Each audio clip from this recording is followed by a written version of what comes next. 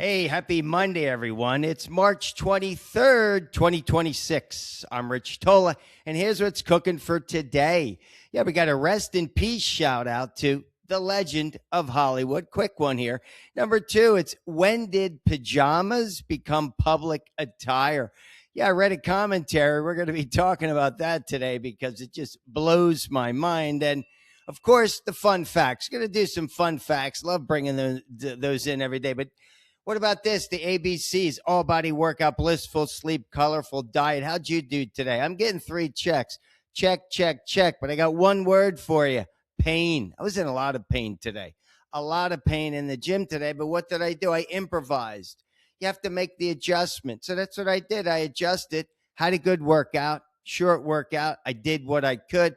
Got to do it. Today, what did I have for food? Oh, apple, banana. I did the oatmeal today, guys. Oatmeal, peanut butter. I throw a little coconut oil in there. So that's what I had today. That's all I had today with the coffee, of course. And sleep. Sleep was good. So again, you got to get the ABCs. Crucial, especially as you start aging. Okay, guys. I got 2 words for you. Chuck Norris. Hey, rest in peace to a martial arts icon, a cultural icon, a Hollywood icon. I mean, everybody saw this. Chuck Norris passed away. Let me tell you, when he died, I picked up the phone. I called my best friend and I said, let me tell you, if Chuck Norris can die, then we're all doomed.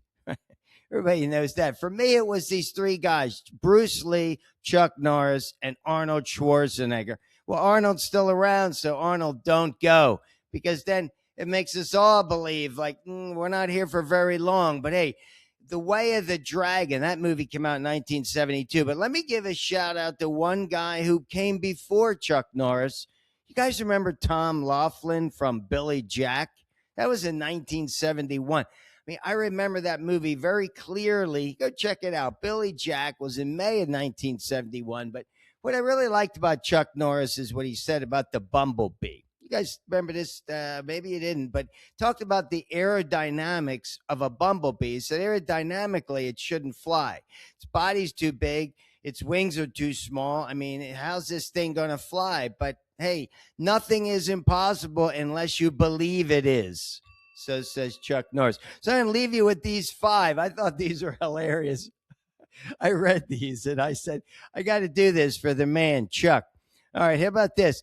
The flu gets a Chuck Norris shot every year. How about this? Chuck Norris uses pepper spray to season his meat. How about this? Chuck Norris can dribble a bowling ball. I love that one. How about this? Chuck Norris won an arm wrestling match with both arms tied behind his back. Oh, I love this. This is one of my favorites here. This last one. Chuck Norris doesn't worry about gasoline prices. His vehicle runs on fear. All right, that's a shout out to Chuck Norris. Speaking of gasoline prices, did you guys see that? The fun facts. Talk about fun facts. You can bet on gasoline prices. What does it say? Hey, let me give you the results. Yeah, these prediction markets. Hey, back in the day, they used to throw you in jail for that. Now you can bet on anything. Yeah, there's a 95% chance you could bet. It says 95% chance that gas is going to end above $4 at the end of March. I believe that. There's an 85% chance it's going to be over $4.10.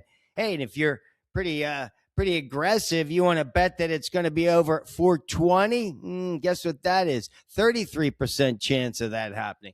Well, anyway, let's talk about this, because when did pajamas become public attire? Now, I read this commentary. You guys can go check it out. Epic Times. This woman wrote this, and I said, you know, this is something without a doubt I'm going to be siding with her. So she wrote this article. She starts with, there's a couple standing outside of a pet store.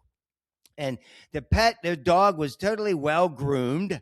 She said she's checking out the attire, and she looked at ground. She saw the dog, and she was looking at these fancy boots this woman was wearing. Said these boots are probably $150 boots. But then when she kind of made her way up, she saw green plaid pajamas, and he had a matching set. It was a him and hers matching set. The other one had pink and black and green plaid. I don't know who was wearing what, but she said this was not poverty. This was preference.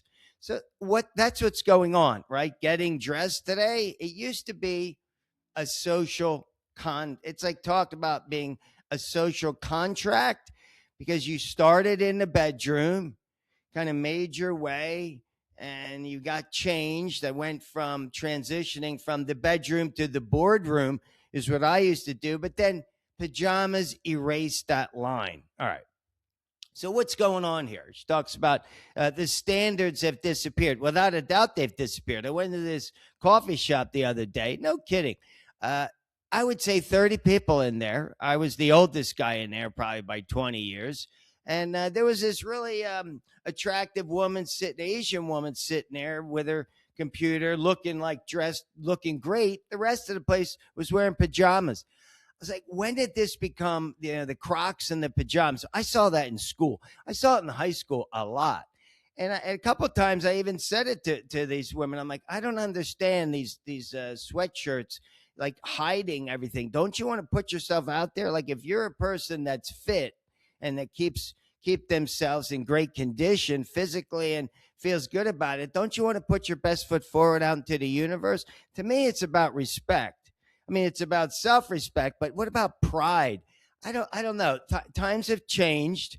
Guess it's part of this lingering COVID thing, right? Everybody kind of kicked back in COVID, right? Nobody left the house. So now we're like bringing that forward. Let me tell you, my Uncle Mickey, growing up, my Uncle Mickey was 55 years older than me, born on the same day. He wore a suit every day his whole life. Even when we put him in the nursing home, my father got him these matching track suits. So that became a thing, matching top and bottom. Hey, back in my day, University of Pennsylvania, we'd wear the sweats.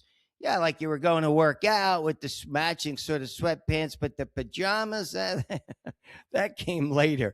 So this writer says, when comfort becomes the highest value, okay? Then if we're placing value on comfort, I don't know. I disagree with that. I believe pajamas belong in the home. You want to be comfortable? Yeah, wear the tracksuit. You're going to work out. I get that. But wearing out in public, hey, I read an article recently about Washington, D.C. is the best dressed city. These guys have sort of amped it up, all these politicians. Hey, I should be moving to Washington, D.C. You guys know I love fashion. I believe, hey, I mean, my father wore boots every day, slacks. He never wore jeans. He was like a thing about jeans. But hey, you want to look good? I believe looking good, everything inside and out, feeling good, looking good. But the line is blurred, right? This back in my day, I was taught perception becomes reality, and there's no doubt when you're traveling, you're getting on an airplane. I think you're treated better when you're dressed better. So to me, you got to put your best foot forward. You got to feel good about yourself, look good for sure, inside and out. And you want to communicate that to the universe. You want to communicate that I'm respecting you. I'm showing up at a place of work, respecting everybody around me, getting dressed. Again, I don't think it's now necessarily got to wear the suit. Hey, back in my day, you'd never show up anywhere without wearing a suit. But what do you think? What do you think about pajamas making it into the boardroom? All right, guys, let's jump into some fun facts because you always have some fun with this. Now, I saw this today. Pew Research Center. They did a thing. What do Americans think are moral or immoral? Okay, which side are you on? You on the morally right or the morally left or immoral? Well, check this out. All five of these, I'm with the masses. Number one, 75% of people express no moral objection to spanking children. Hey, I definitely believe you. I got spanked, and I think it works without a doubt. Number two, 63% have no moral problem with choosing end of life with a doctor present. Hey, I'm all for that. I witnessed both my parents perish from cancer. Let me tell you, neither one of them took it. They could have. You buy this potion and keep it in the fridge, or you hire the doctor. The doctor's good. Be there in 30 minutes. Neither one of them did that because what I learned is the will to live is huge at the end. The will to live supersedes everything. So, but I do believe you should be able to sayonara with a doctor present or without. Number three, it says 60% have no moral qualms about homosexuality. Well, you shouldn't.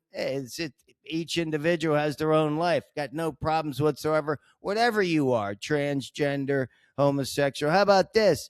96% say eating meat is morally acceptable or it's not immoral. Okay, eating meat. I'm cool with that. And finally, 91% believing taking contraception to prevent pregnancy is okay. Hey, I'm off for that without a doubt, without a doubt.